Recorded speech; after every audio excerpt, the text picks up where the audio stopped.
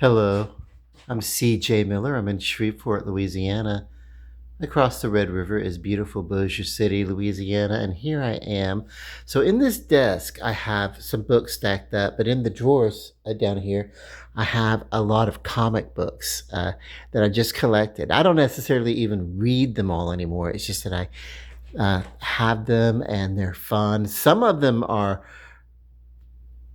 um, originals from like I from the 1980s. There was a friend of mine, uh, well, an associate, someone who knows that I love that kind of stuff. He gave me a small stack of comic books that he found from the 1980s, and I think they're really kind of cool. But I actually have some collections that I went back and I bought some. They weren't my original books that I bought, but they're other printings from the same time, especially the sci-fi series V. I have all of those, you know. But anyway, I decided that this long wall going from here all the way over there is just going to be dedicated to GeekCon and comic book and anything I felt would work with it. If it's not even GeekCon, like these two album covers. This is the greatest hits, Linda Ronstadt. Uh, the first greatest hits, volume one. She's got another one, volume two, and they released shortly after, but it was greatest hits volume one or greatest hits, and then there was a greatest hits volume two, and then later on there was a whole bunch of other variations of greatest hits because her career went on. But she started out as really getting, you know, the a vocalist for the Stone Ponies, which was a folk rock group, and then she kind of branched out from there.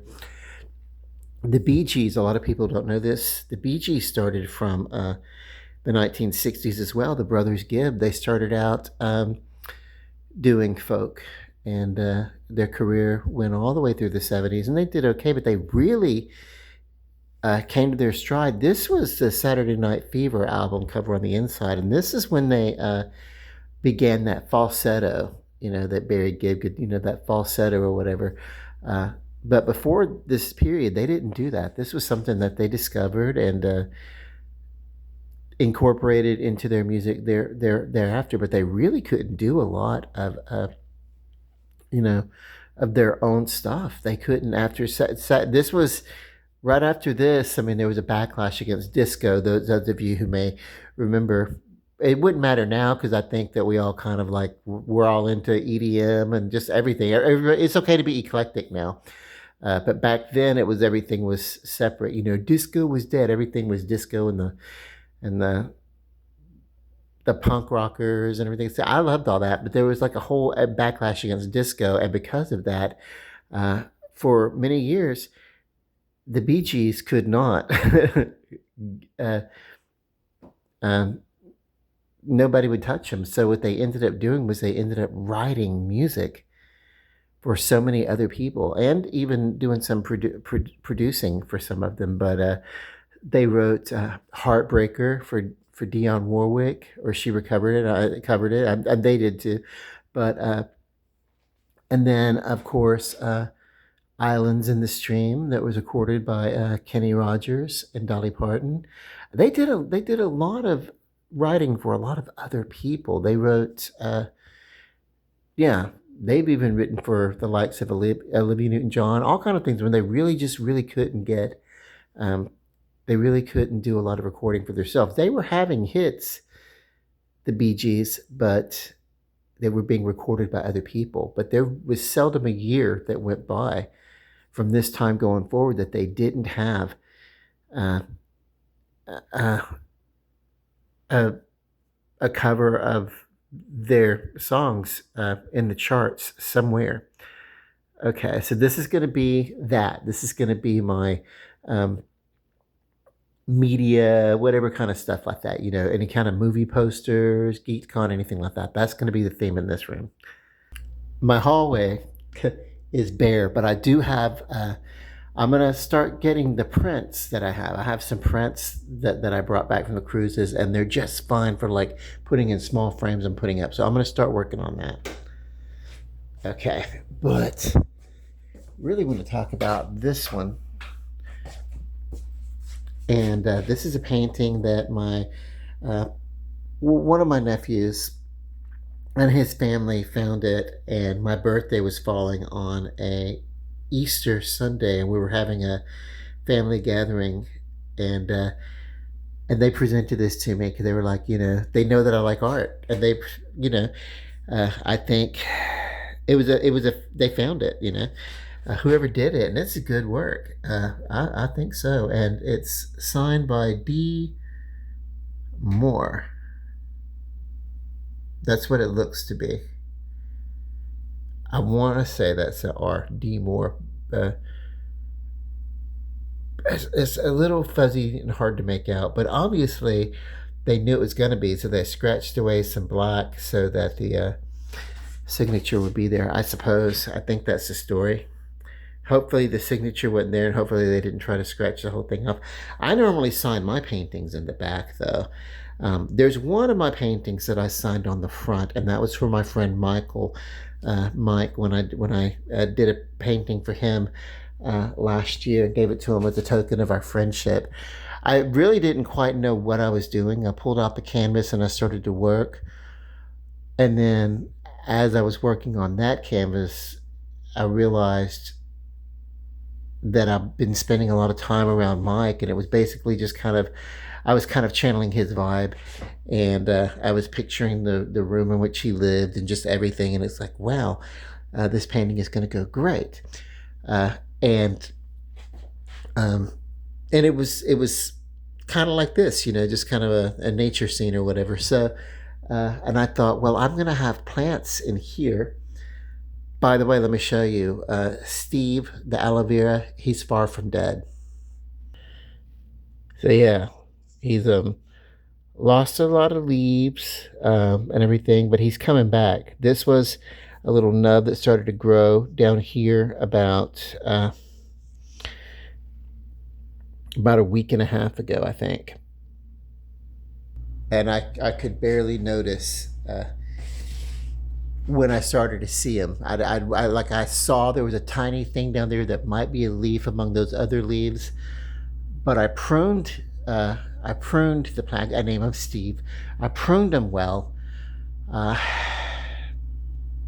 provided nutrients to the soil, and hardly any water at all though, because the soil was a little moist, and I kind of want to not. I think what happened was I think I shocked him with too much water, and he probably got some root rot, I think is what happened. But he was such a large plant that what I did was I took him out of the soil, and I cleaned off his where the roots were, dusted it really, really well, wrapped him up in a paper towel, and let him callus over him. He a plant. Let it callus over for several days before I went on my cruise. But he was I didn't know. Uh, and right before I went on the cruise, I put him back in the soil, and I loosened it up so that like there would be a lot of air in the soil in case something was going to happen and he was going to take root again. Now I have no idea what's going on beyond that soil below it. I don't want to fool with it. I don't want to mess with it. I really don't like going in and looking in his leaves too much. I don't. I want him to. I want the plant to know that I'm paying attention. I think plants are responsive to their environment, and I think they're responsive to uh, their gardeners and horticulturalists, giving them love and taking care of them. But like anything, I'm learning that if I overly love something, you can love something to death. So a plant is a good way to learn to nurture and love in a healthy way that's not smothering and not too. You could it's a metaphor. You can love someone to death, not even in a violent way. You know, um, you could smother them, or you could enable the hell out of them. So. But anyway, he's not a very healthy plant, but I feel like he's on the mend, and I'm praying and I'm hoping that he can come back. So these two are painted by my friend Jamie, and They were across the room on the other side, but I put Rusty's paintings, and we'll come over there in a moment. Uh, I mentioned to my friend Jamie, she's very crafty, does lots of stuff, but I was like, I didn't have anything prominently displayed in my apartment. And these were my other apartment in the Fairmont, when I lived in the Fairmont about 5 6 years ago or something like that. And I just mentioned, hey, I have like things, but what I don't have is I don't have anything that's like prominently displays, like recovery. And so if you look deep enough, you'll see the Narcotics Anonymous symbol in there, the initials and the symbol over there, which is, I got a scratch. Um, so like, whoa, like, yeah, I don't know. I need to trim down my fingernails or something. I don't know. Okay. But anyway, she gave this to me, and so I keep them. I treasure them. And this one, of course, I've talked about quite a bit. There was a short video, but I deleted it because I had so much that I was talking about it so much. But in this video, I'll talk about it. It's got a place here. It's Michael Goddard, and the name of it is Dolly's Muse, and this is an olive. Michael Goddard loves to paint whimsical things. Strawberries. He likes to paint olives and things like that. And this was a part of a series that he did called, it was like Masters or something like that. And he did a series that were inspired by the artist and whose work inspired him. And so this was inspired by Dolly. And so Dolly is like famous for painting long, thin elephants on tall legs. It looks kind of like the Empire That Strikes Back, the little walkers. That's what it looks like, right? So then there's the Clockwork Orange, and there's this beautiful elephant. I'm going to talk about what this reminds me of in just a moment. Well, I'll tell you the point of it. The point of all this is going to be the theme of vanity. Specifically, the usefulness of vanity. These, where the Goddard lithograph is these used to be over there, and there's this one, and I think he called it Day of the Fish, and I think he signed it on the back, Night of the Fish or Day of the Fish or whatever. But and same artist did this one, and he's my good friend. Rusty, and he did these as part of a series to homage what he looked at when he looked out of his window across town. He lived on the other side of downtown, but he would look out of his window and see the Regent's Tower. And so what you do as an artist is that you reflect what you observe in your world, and he's very good at that. When he does he's primarily a photographer, but he does a lot of other things too, and he really is good at reflecting what's in his world. Now, these are mine, these three. I've painted other works. I love to paint a canvas or something, and then I love the idea of my work being in somebody's house. This one hangs just a little bit off kilter, out of line. I didn't hang it. I'm very, very grateful. My friend Michael came over and helped me arrange all the artwork in a way that it would work on them. Like, he pulled out a level and did everything. But this is an apartment that is built up on a tall hill, and it's the third floor, the top floor. And as the ground settles, because it's not that old of a building, yeah, I'll have to go through it. I'll have to readjust my display. So this is a lot more detailed when you come up close and look at it. From across the room, you'll not see a lot of the detail. But I love painting water, and I love that it's like almost smooth as glass back there, but then it gets a little rougher and choppier and everything the closer it gets to a shoreline, And I just love that. And then there's a motion that I'll get into in a moment that I've talked about before. This is the part of my vanity where I get to talk about me. This is the view that it's inspired by the view that I see when I look out of the window. And then, of course, this is just something that I did that I just wanted to go like uh, I just wanted to just let things just go. I just wanted to take some paint and put it out and just go with it, and just whatever happens happens on the canvas. No plan, no theme, no feeling, no thought at all. I was working with the same set of supplies, and um, I knew that it was going to be part of this particular series. Um, but this is not just about flowers on a stick. You can look in here and you can look at the whole thing, or you could get in and you can look at individual pieces. And this is the kind of thing that it's kind of an expression piece, but it's an expression piece that's painted over um, in cooperation with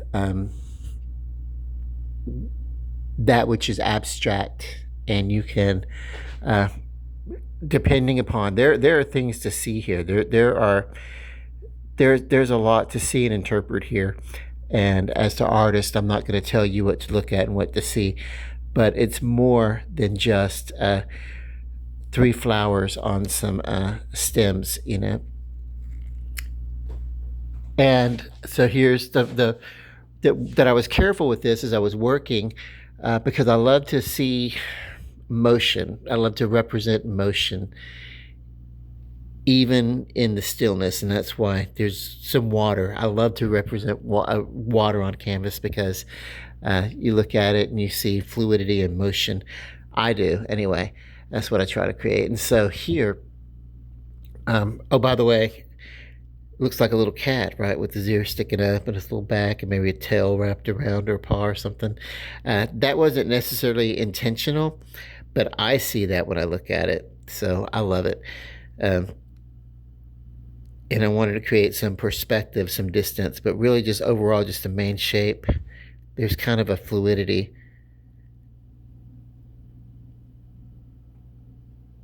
That kind of wave going across this whole thing here. And that was kind of intentional. And you know, as I was seeing it, as I was working, and I knew I was gonna, you know, uh, do those, and I wanted there to be some sort of. I wanted the pieces to make sense being next to each other. Now these, oh, this is kind of cool. I forget exactly where I got it from. I think also this was a gift from my friend Rusty, just a small piece to put on the wall somewhere, just a little, it's heavy and thick, but it's also small, so that keeps it from being like, if this were much bigger, then it would just like, it's the thing you would look at, and it would pull so much focus that it would just, you know, be the focus and the centerpiece of the room. And I'm glad it's not. You hardly ever really notice it, really. um, and also these, there's subtle pieces kind of in the back, and they work well with the utility of that sound bar that's up there. But they're wood carvings, but she did them by imposing an image and then carving, or you know, like using a utility or something like that. I mean, this is not exactly, it's not, she did not look at this as an artist and then carve this out. This was something that she incorporated by use of technology and computer work and everything. But it's, you know, basically a pretty decent print job, though, but etched, you know, onto a wood etching. And then there's, on the back of each one of those, there is something I could flip it around if I wanted to. But that's the pieces that I like the best are what's in the front, that's front facing. But on the back, if I got tired of these, I could flip them around, you know. And then, of course, this is the Empire State Building. That was gifted to me when I moved into this apartment. This one is really kind of cool. It's a print of some work that the artist actually did, and it's a large picture, and this just zeroes in on her eye, but it's the work, the whole work, the whole piece was of a character called the Mechanical Woman, or the Robotic Woman. I forget how she called it, but this one, I was sitting in we were doing a group thing. We were just at a meeting or whatever, and like we were just having like arts and crafts after the meeting to chill out and everything like that. And so this one is, thank God it's small. I did this one, and it's not nearly, it's not abstract. It's expression. Uh, See, abstract, you look at it and it's like shapes and very minimal. Minimal would be the idea of there's a line and a circle, and you mind fills in the whole of everything. It's basically just you know, it's very minimal. It's almost like stick drawing kind of stuff. And then you get to expression pieces where you are taking, it's a lot more detail, and you're kind of guiding somebody into, this is clearly, hopefully, some water motion with some twigs and things and a sun in the back and everything like that, but not exceptionally high resolution. It's rather low resolution, basically. um, and of course, the higher the resolution gets in any sort of bit of work, the more crisp, the more clear it looks. This is the realm of absurdity. Uh, Salvador Dali was a surrealist in most of what he done, most of what he had painted, and Michael Goddard loves to think of himself as a surrealist. So, but if you look at his work, he doesn't have a lot of fuzzy lines. He's very crisp. It's very clear. Now, neat, you know, Rusty here has worked, and he's done work. And this is also, I would call it, I don't know if he would or not, but I would, a realm of expression painting called absurdity. But he might think of it as surrealism, but it's funny. He's got the same kind of a cheeky, winky humor that I get from his pieces, that I get from the Michael Goddard over there, but very different styles. But they evoke some of the same feelings, of the same entertainment and fun, and even this, where it's like a big brooding kind of thing, big looming thing over a gloomy day and everything, but still whimsical and fun. It's not taking itself too serious, And then, of course, back over to what I like to do, and it's not even so much of what I like to do.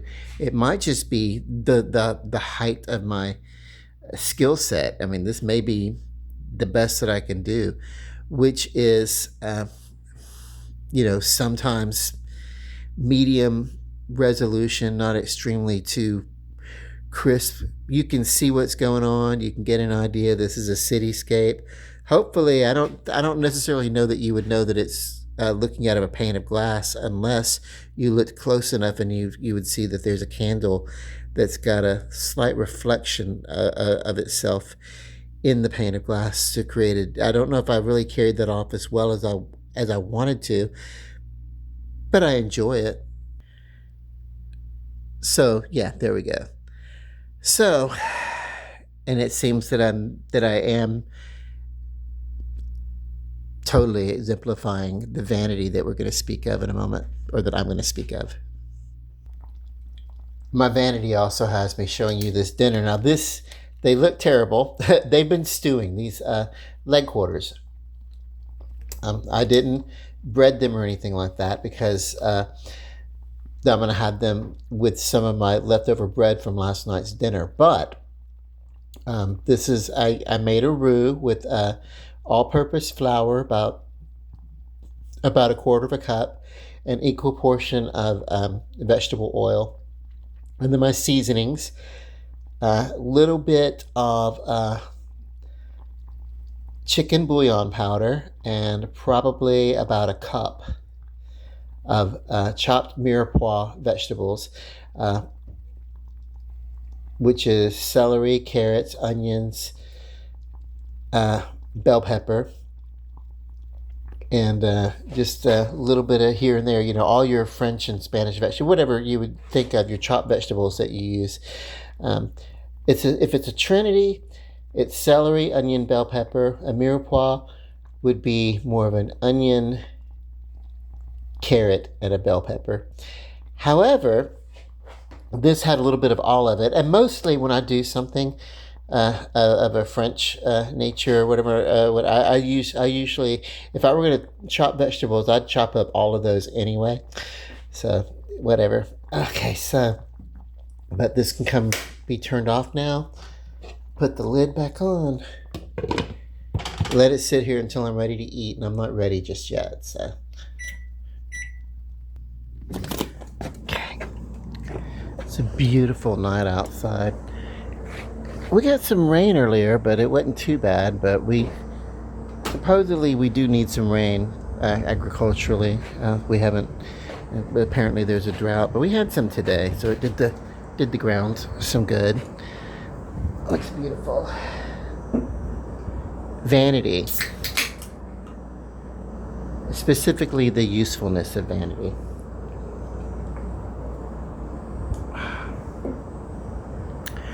Have you ever had that moment in your life where you feel like, I could just lay down and die?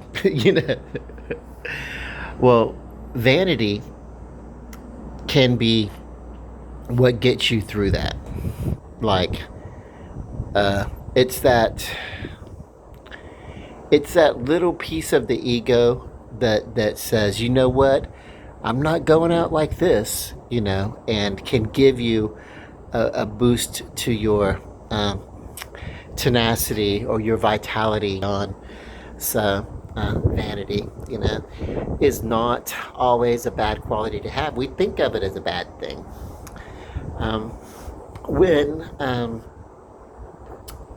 When there are times that I've not, I don't know, maybe I've neglected self-care, or something, that it's like, oh, well, vanity can snap me out of that. I can take a look at myself and be like, oh my God, I look like death warned over. I need to get up and I need to do something, Vanity keeps me a single person who lives by myself. And I do have company that comes over and visit, and that's great and everything, but otherwise, why would I bother to care about, where I live, how it looks, the aesthetics of it, or something like that, Vanity is keeping me from living in a, just a cesspool of filth. It's because I clean my house and my home because I want to be healthy, but also, vanity can help us want to be healthier. But like I said, it's that part of a healthy ego. But we want to be healthy. We don't want to go the opposite way and obsess over that kind of stuff. We don't want to get like, we don't want to be like spending our lives detailing all the corners and all the walls, so much so that we never leave the apartment because we're busy constantly cleaning it and polishing it. And likewise, we don't want our vanity to give us like an eating disorder, so that we just don't eat from anorexia, or we get like some sort of bulimia or something like that. We don't want that,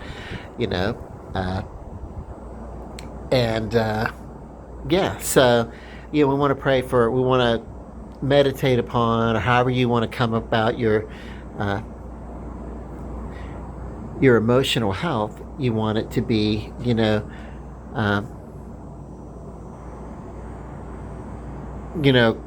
recalled by a healthy ego, a healthy sense of vanity, that lets me know, hey, if I should take a shower so that when I'm around people, I don't smell bad and they won't think, oh my God, he stinks. But also, it's also healthy to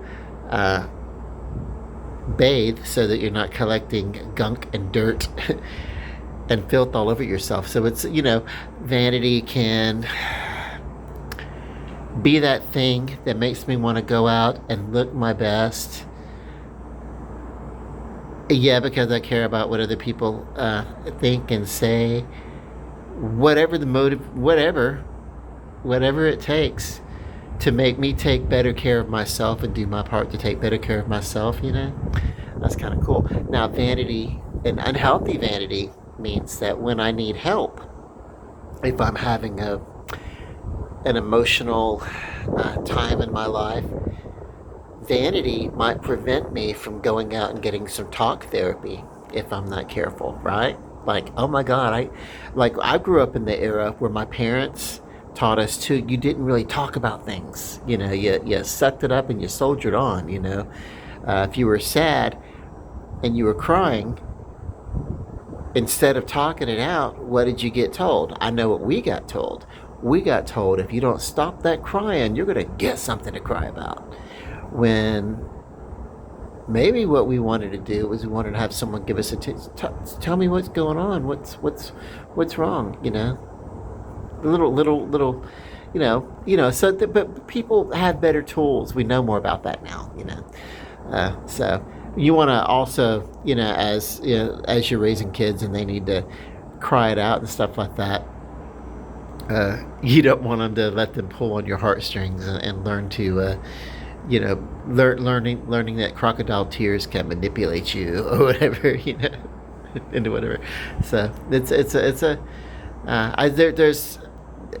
a place for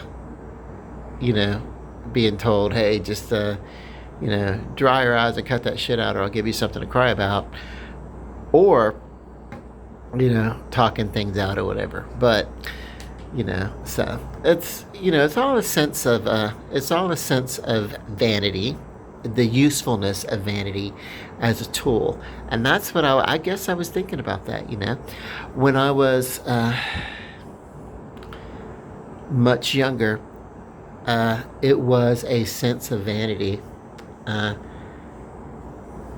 that pushed me forward and let me. It was that defiance, also too, that I got myself into this big, huge mess, but you know what? I'm going to survive it, and I'm going to do what I have to do, and, I will keep myself dignified to the best of my ability, and it's not really a matter of other people looking at me, seeing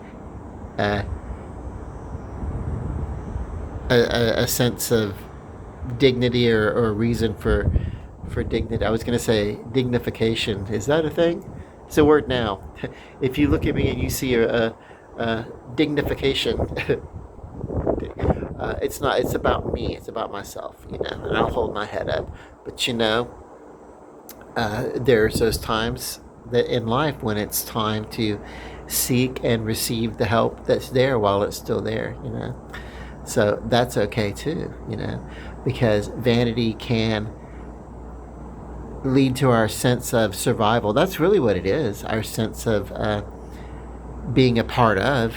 And the reason why we have that sense of being a part of, why we care about what people think and everything, is because we are innately social creatures. That's the part of the animal that we are, that we seek each other out. It's that part of us. It's our nature that we need to be around each other, that we need to be a part of each other, and it's that self-protection when we feel less a part of from our social group, that we might be like, you know what, y'all just leave me alone, and I'll just be by myself, and I'll just whatever, I don't need anybody, kind of thing. And that's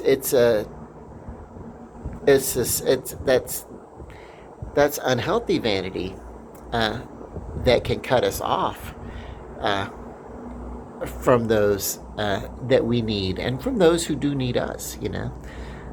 So that's the topic of this video. It's not even about the food. It's not about anything. Although in a moment I'm going to go inside and I'm going to take a couple of pieces of this chicken drumsticks and and that's going to be my meal. And I'll have a little bit of a bread, to help absorb the moisture on the plate and everything. That's why I made the gravy. It's an excuse to eat the bread. But and the reason why is because it's been a busy week. I did some cleaning around the apartment, and of course, we have our yearly inspection.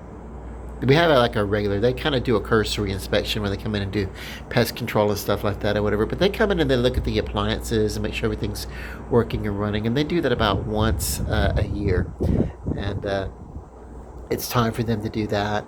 And so that's hectic.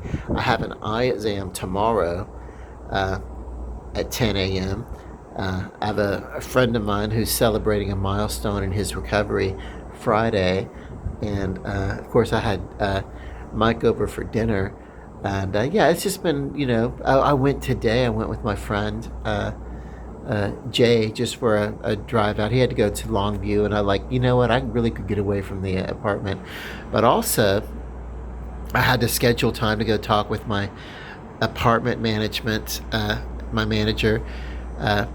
So that we could schedule a time to finally meet with over call the conference with the person who's going to troubleshoot the payment app by which I pay my rent. There's a payment tool, online payment tool, and I'm supposed to pay my rent there, and it was working fine up until December, really. We went to pay it in November. I paid my rent,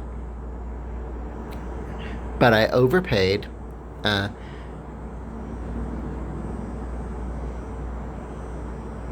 anyway, from November going into December, it was just I overpaid in November. They gave me the difference back in December, and then when we went on to January moving forward, that the app was no longer accepting my payment methods, and I've attempted to pay through um, uh, several payment methods, and it just doesn't work. And so we don't know why, but we're doing the troubleshooting, and we'll be doing it on the 4th. And the main thing is that the technician, it's a payment app, but we have I pay the rent on the app, and the management sees it, and it's supposed to be all good and everything. But the management's just been taking my money orders, and then they'll go in and they'll manually adjust my account as it should be. But he wants to see me try to make the payment, and it's like, well, you're going to have to wait until I'm paid. So that there's actually money to make a payment. Because if I tried to make a payment now, it would make it like a duplicate payment, and I don't have the funds to cover that right now. So we're going to do that on the 4th. But I had to make time to go down and do all that, and so all month long it's been emails back and forth. I have no idea why they included me in the emails for this, because it's company business and I'm not involved with it. That they need to do their own troubleshooting, but the management, it's not her wheelhouse. The assistant manager, this is not her wheelhouse. And the person that she's been in communication with, Corey, communicated to somebody else, who in turn communicated to somebody else whose name is Leon, but also goes by Mr. Siad or something like that, I don't know, that thought that I was paying rent on an apartment in New York, and like, no, not at all. So there's I don't know, there's that many different in each one of them. Like somebody is doing working for my management company, and they're doing technical support, but they're outsourcing that technical support to the people that manage this app. But the people that manage this app are a third party company to the company that actually receives the fund and processes it, and then returns it or gives it to the apartment complex from which I pay my rent and rent the apartment. So it's all these different points of contact or whatever. It's so weird, and it's a big confusing technical thing. And if it were me, I would have just deleted the entire thing and rebuilt the account from scratch from the beginning. Make hard copies of everything, and then you can go back and enter that into a into the files of everything, make a notation that you had to start the account over, and then basically uh, whatever. But I don't know. Nobody listens to me. This has been going on for January, February, March, April. So we're going on 4 or 5 months that this has been going on. But uh, hopefully we'll get that resolved. But yeah, so it's been a busy week. It's been a busy week with all these different appointments. And everything. And it's like, wow, I didn't realize it, but I'm kind of tired. But also tomorrow I'm going back to the gym. I'm going to do some more working out and everything. So, but yeah, um, just know that if there's something I can do for you, whoever you are, if you're out there, if I can do it for you, I'm happy and I want to do it for you. Um, so, but also come check us out in Shreveport, Bossier, because Cinco de Mayo is coming up. It's going to be really fun for that. And towards the end of the month, the farmers markets downtown are going to start back up on Saturdays. They're really fun. And, yeah, Taco Wars. I'm going to try to go to that. That's where people just compete. Taco Wars. I prefer Gumbo Gladiators. Taco Wars is kind of like that. But hey, we're going to see. And yeah. Okay, I'm going to go back inside and have my meal now. But God bless you. Love and light. Peace. Good night.